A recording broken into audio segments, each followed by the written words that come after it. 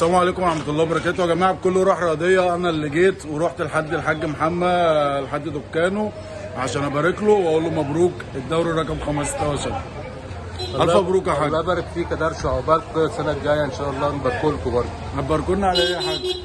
ممكن تاخدوا الدرسة اللي جاية، ربنا ينفخ في صورتكم كده وتاخدوه. ولا الكونفدرالية؟ والكونفدرالية يا عم رب تاخدوها. إن شاء الله يا حاج هنجيب لكم الكونفدرالية اللي إن أنتم ما شاء عرفتوش الله. تاخدوها. بس أنا عاوز نقول حاجة بس يا جماعة، اتفضل. الجماعة الأهلاوية والزملكاوية هي كلها روح رياضية، بلاش تشتمونا وبلاش نشتموكوا. يعني إيه؟